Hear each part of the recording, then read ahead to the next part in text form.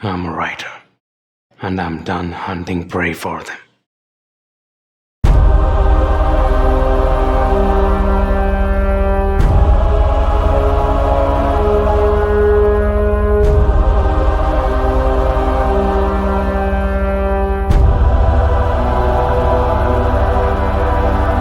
This time, they are the prey.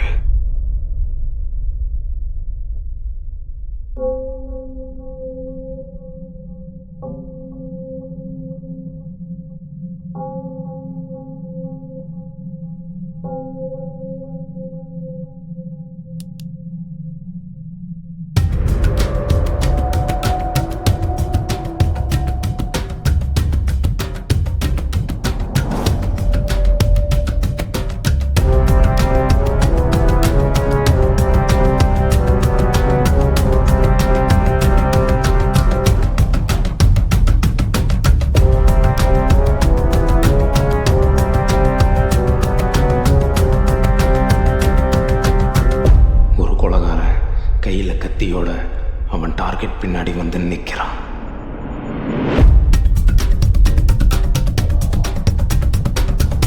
மூச்சு காத்து சத்தம் கூட இல்லாம கவனமா அவன் டார்கெட்டை நெருங்குறான்.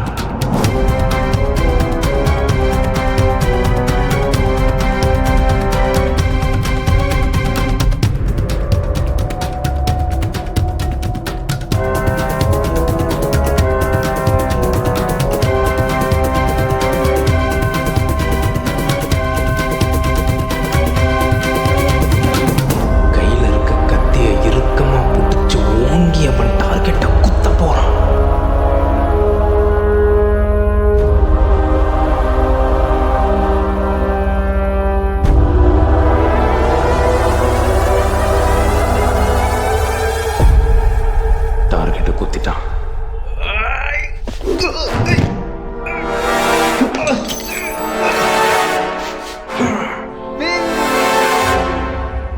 டேய், நீ தானே என்ன இப்படி எழுதுன? ஒரு அசாசினா கையில் இருக்க கத்தியை வச்சு எதில் இருக்க டார்கெட்டை கொள்ளணும். டேய், உன்னோட ஸ்கிரிப்ட் தானே? Why did you ruin your own script, man? No, I didn't ruin my script.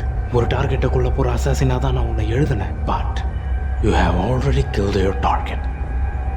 My target? Are you kidding me? When did I kill my target? நான் எப்போ என் டார்கெட்டை கொண்டேன்? First of all, who is my target? The target is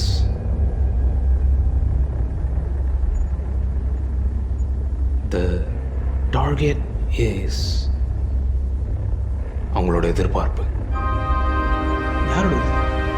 Their expectations. The expectations of our audience is our target. And we have assassinated that. We have ruined their expectations, man. That's our target. Don't you get it? Bro. We have fools. Crazy. You're crazy, bro.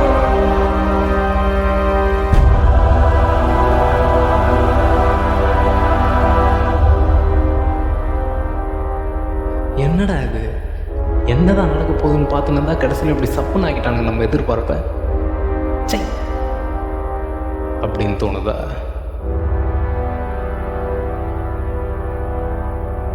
சில கலைஞர்கள் இந்த சமுதாயத்தில் ஒரு நல்ல மாற்றத்தை கொண்டு வந்துடலாம் அப்படின்னும், இல்லை காலத்தை தாண்டி சிந்திச்சு மக்களுக்கு ஒரு புது வகையான ஒரு அனுபவத்தை கொடுத்துடலாம் அப்படின்னும் சில படைப்புகளை படைச்சாங்க.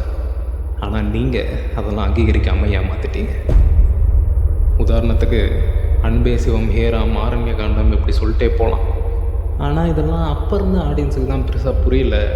இப்போலாம் மக்கள் தரமான படங்களை ரசிக்கிறாங்க அப்படின்னு ஒரு சிலர் சொல்லுவாங்க. அப்படி இருந்துமே கடைசி விவசாயி, குட்டுக்காளி இது போன்ற படங்கள்லாம் கிரிட்டிக்ஸால் நல்லபடியாக பேசப்படுதே தவிர தியேட்டரில் பெருசாக கூட்டம் இல்லை. ஆக மொத்தம் உண்மையான கலைகளையும் கலைஞர்களையும் அவங்களோட நியாயமான எதிர்பார்ப்புகளையும் அங்கீகரிக்காமல் மக்கள் பலர் ஏமாற்றிட்டே இருக்காங்க இல்லையா? இது அவங்களுக்கான கதை. எத்தனை வாட்டி தான் கலைஞர்களே ஏமாந்து தோற்று போயிட்டுருக்கிறது? இந்த வாட்டி நீங்கள் ஏமாறுங்க.